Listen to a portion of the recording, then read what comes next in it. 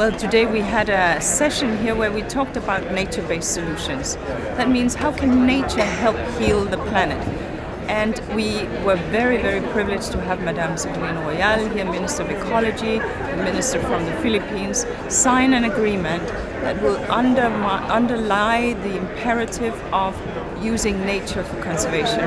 Ce programme combine à la fois la construction d'ouvrages d'ingénierie civile, les digues et les épis, et le renforcement de solutions fondées sur les écosystèmes. Il prévoit que les projets seront mis en œuvre sur plusieurs sites pilotes de la municipalité de Concepción, qui a été particulièrement meurtrie par le passage du typhon et dont la population est très sensibilisée à la nécessité d'agir.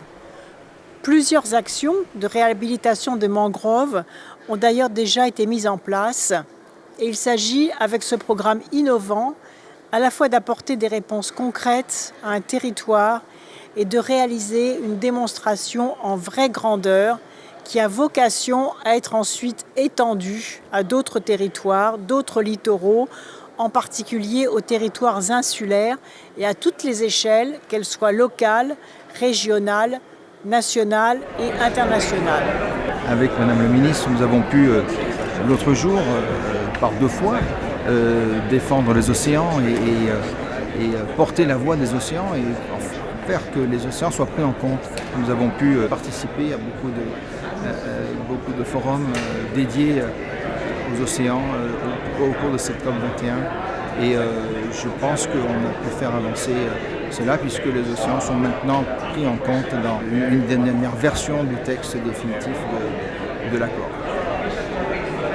So what is nature-based solutions? Well, how can we protect people from the storm surges? How can we make sure that our wetlands are there to support the species that we need to live?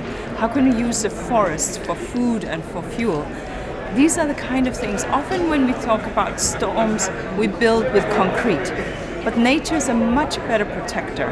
The mangroves that we have, the coastal sand dunes that we have, the seagrasses that we have.